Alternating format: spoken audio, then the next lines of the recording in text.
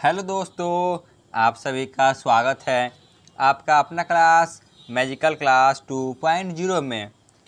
तो आज हम लोग देखेंगे दक्षिण भारत के इतिहास के बारे में। दक्षिण भारत में जो भी राजवंश हुए उनके बारे में आज से जानना शुरू करेंगे। आज हम लोग देखेंगे पहले पल्लव वंश के बारे में, ठीक है ना। इससे पहले भारत का प्राचीन इतिहास से रिलेटेड जितने भी टॉपिक बन सके सभी को कवर करा चुके हैं। आप लोग जाके प्लेलिस्ट में देख सकते हैं और उससे रिलेटेड MCQ क्वेश्चन भी कवर हो चुका है। तो चलिए बिना टाइम वेस्ट किए हुए अपने क्लास को शुरू करते हैं। दक्षिण भारत के प्रमुख राजवंश, ठीक है ना। तो दक्षिण भारत का इतिहास हमें 500 से ईस्वी से लेकर 1200 ईस्वी तक के देखा जाता है, ठीक है ना। दक्षिण भारत का इतिहास हमें 500 ईस्वी से लेकर 1200 ईस्वी तक देखा जाता है। तो आज हम लोग पढ़ेंगे सिर्फ पल्लव वंश के बारे में, ठीक है ना, क्योंकि दक्षिण भारत का इतिहास बहुत ही कॉम्प्लिकेटेड है। इसीलिए आज हम लोग देखेंगे पल्लव वंश के बारे में।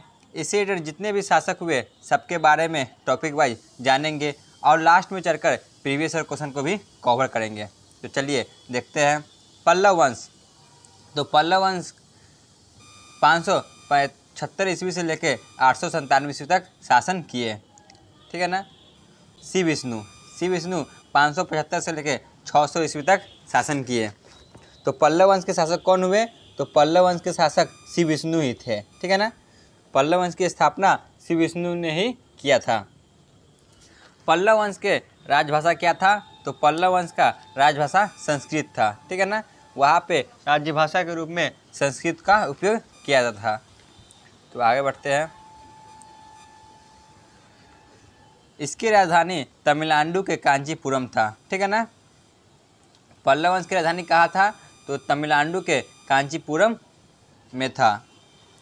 श्री विष्णु के ही शासनकाल में मामल्लपुर में ही वराह मंदिर का निर्माण हुआ। जो मामल्लपुर है उसमें वराह मंदिर का निर्माण हुआ था, आप लोग देख सकते हैं, जो कि श्री विष्णु के शासनकाल में किया गया था, ठीक है ना।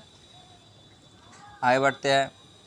तो ये भी बहुत ही इम्पोर्टेंट क्वेश्चन है। वराह मंदिर का स्थापना किसने किया था? तो इसका स्थापना श्री विष्णु ने किया था। आगे बढ़ते हैं। श्री विष्णु एक महान शासक था जिसने संगम वंश, जो संगम वंश के शासक थे, चेल, चोल और पांडे, ये तीनों वंश के राजाओं को पराजित किया था, ठीक है ना। जो श्री विष्णु थे पल्लव वंश के संस्थापक, ये बहुत ही महान शासक थे। इन्होंने संगम वंश के तीनों शासक को हराया था। आगे देखते हैं। किरातार्जुनीयम के लेखक कौन है? तो भरवी है, ठीक है ना, जो कि श्री विष्णु के दरबार में रहा करते थे। यहाँ पर देख सकते हैं पुस्तक। किरातार्जुनीयम के लेखक भरवी है, जो कि श्री विष्णु के दरबार में रहा करते थे, ठीक है। आगे चलते हैं। चलिए जानते हैं पल्लव वंश के जो भी प्रमुख शासन हुए उसके बारे में जानते हैं, और इन्हीं से क्वेश्चन पूछे जाते हैं, ठीक है ना। इसीलिए इन्हीं सब शासन को कवर किए हैं। तो देखिए सबसे पहले थे महेंद्र वर्मन प्रथम 600 से 630 ईस्वी तक। श्री विष्णु को देखिए लिए 575 से 600 ईस्वी तक। फिर नरसिंह वर्मन प्रथम 630 से 668 ईस्वी तक। फिर महेंद्र वर्मन द्वितीय 668 से 670 ईस्वी तक। परमेश्वर वर्मन प्रथम 670 से 700 ईस्वी तक। फिर नरसिंह वर्मन द्वितीय 700 से 728 ईस्वी तक। फिर नंदी वर्धन द्वितीय 728 से 800 ईस्वी तक। फिर अपराजित वर्मन 889 ईस्वी से 897 ईस्वी तक, ठीक है ना। जो भी महत्वपूर्ण शासक हुए उन्हीं को कवर किए हैं। ऐसे तो बहुत शासक थे, सभी को कवर नहीं किए हैं। जिनसे एग्जाम में क्वेश्चन बनते हैं सिर्फ उसी को कवर किए हैं। चलिए एक एक करके सबके बारे में जानना शुरू करते हैं। तो महेंद्र वर्मन प्रथम के बारे में जानते हैं। महेंद्र वर्मन प्रथम एक महान कवि और संगीतज्ञ था, ठीक है ना। जो महेंद्र वर्मन प्रथम था वह एक महान कवि और संगीतज्ञ था। मतविलास प्रहसन की रचना महेंद्र वर्मन प्रथम ने ही की थी। जो मतविलास प्रहसन पुस्तक है इसकी रचना महेंद्र वर्मन प्रथम ने ही की है। महेंद्र वर्मन शुरू में जैन मतावलंबी था, ठीक है ना। पहले वह जैन धर्म को मानते थे, परंतु बाद में वह तमिल संत अप्पर के प्रभाव में आकर शैव धर्म को अपना लिया, ठीक है ना। महेंद्र वर्मन जो थे पहले जैन धर्म के अनुयायी थे, बाद में तमिल संत अपर के प्रभाव में आकर उन्होंने शैव धर्म को अपना लिया। ठीक है, चलिए आगे जानते हैं महेंद्र वर्मन प्रथम से। तो महेंद्र वर्मन के शासनकाल में चालुक्य नरेश पुलकिंसन द्वितीय, जो पुलकिंसन द्वितीय थे चालुक्य वंश के, उसने आक्रमण किया था।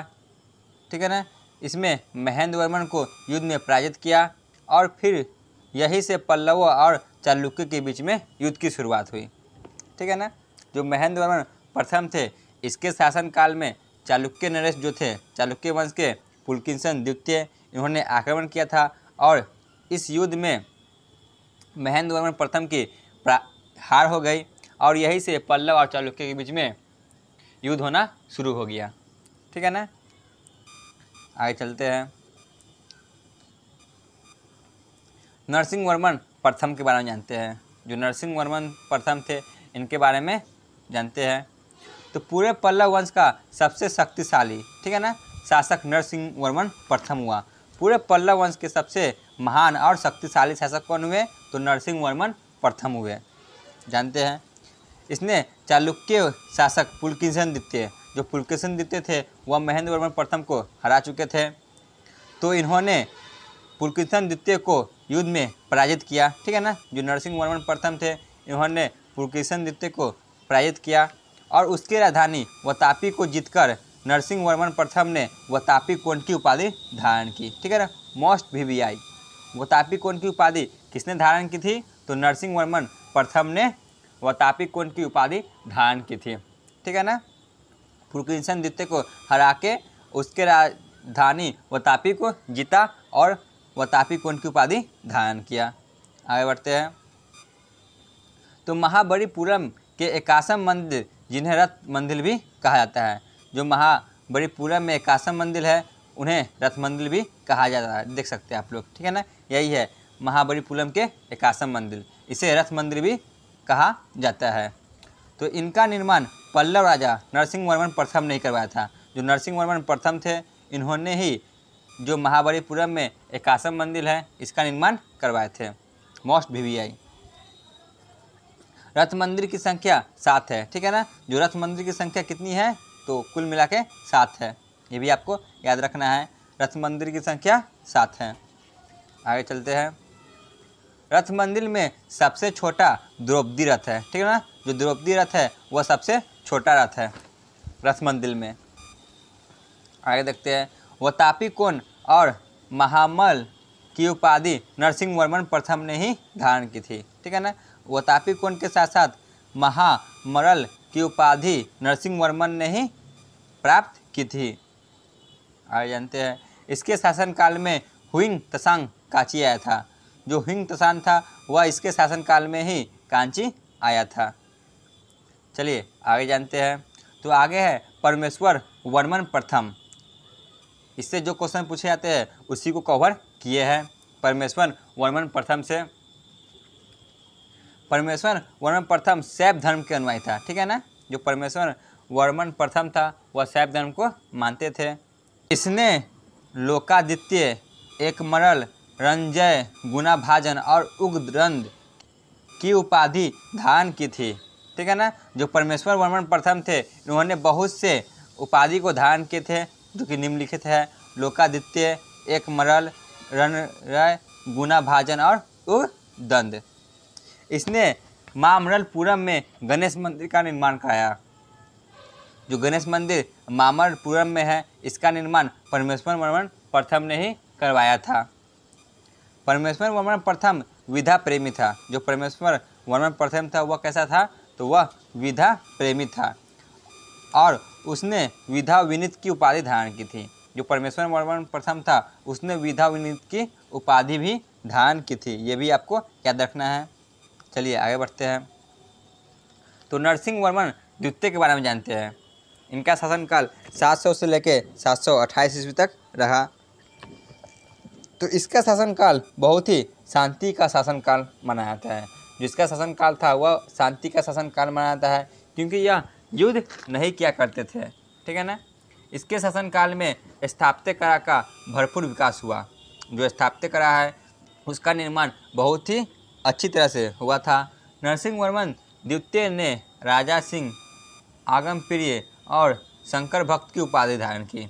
जो नरसिंह वर्मन द्वितीय थे, इन्होंने राजा सिंह आगमप्रिय और शंकर भक्त की उपाधि धारण की थी। ये तीनों चीज़ की उपाधि जो नरसिंह वर्मन द्वितीय थे, इन्होंने धारण की थी।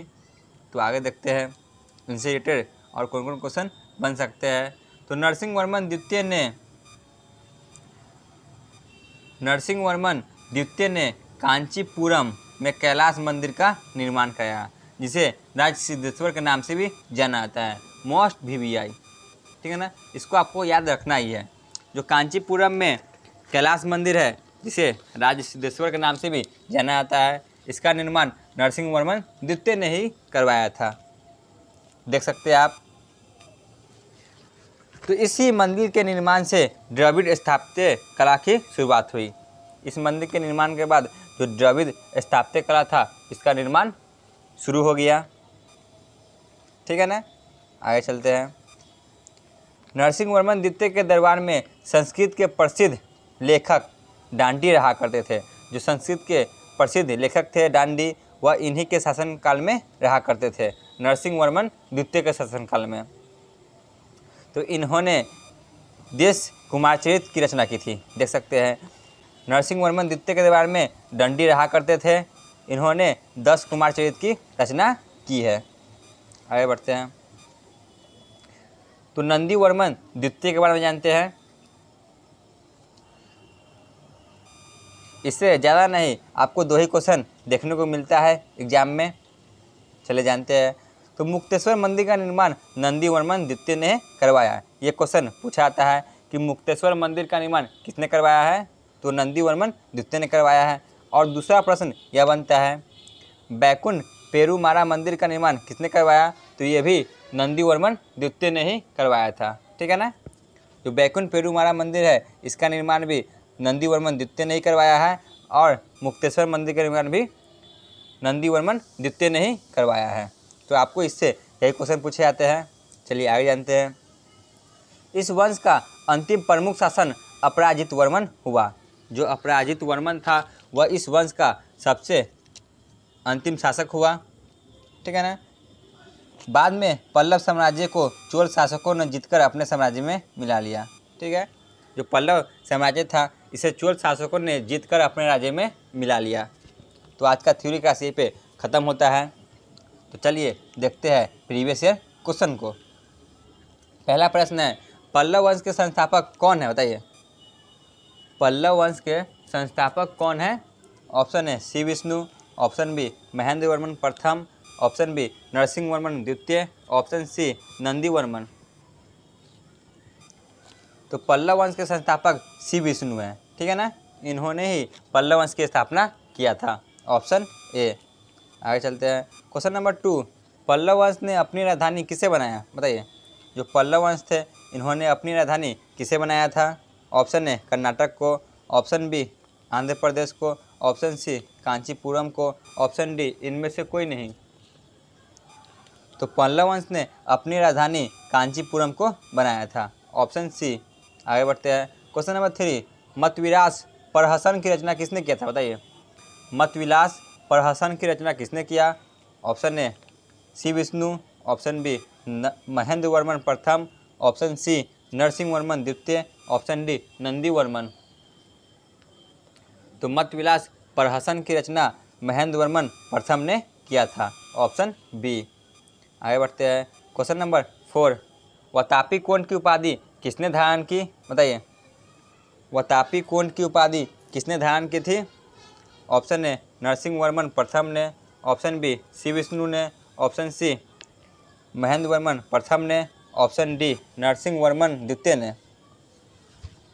तो वतापी कोंड की उपाधि नरसिंह वर्मन प्रथम ने धारण की थी, ऑप्शन ए। आगे बढ़ते हैं। क्वेश्चन नंबर 5, शांति काल का शासन किसके शासनकाल को माना जाता है, बताइए।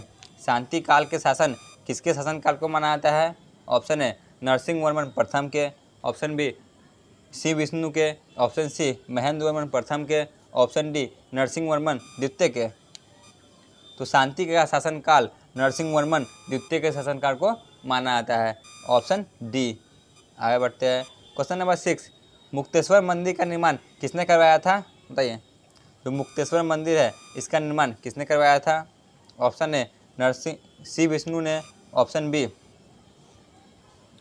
महेंद्र वर्मन प्रथम ने, ऑप्शन सी नरसिंह वर्मन द्वितीय ने, ऑप्शन डी नंदी वर्मन ने। बताइए। नंदी वर्मन द्वितीय ने। तो मुक्तेश्वर मंदिर का निर्माण नंदी वर्मन द्वितीय ने करवाया था। Option D. आगे बढ़ते हैं। क्वेश्चन नंबर 7 जो कि आज की क्लास का अंतिम प्रश्न होगा। पल्लव वंश का अंतिम शासक कौन था? बताइए। पल्लव राजवंश का अंतिम शासक कौन था? ऑप्शन ए सी Vishnu, option B Mahendravarman प्रथम, ऑप्शन सी नरसिंह वर्मन द्वितीय, ऑप्शन डी अपराजित वर्मन। बताइए क्या होगा? तो पल्लव वंश का अंतिम शासक हुआ अपराजित वर्मन। ठीक है ना, ऑप्शन डी। तो आज का क्लास यहीं पे ख़त्म होता है। आप लोग चैनल पे नए हो तो अवश्य सब्सक्राइब कर ले।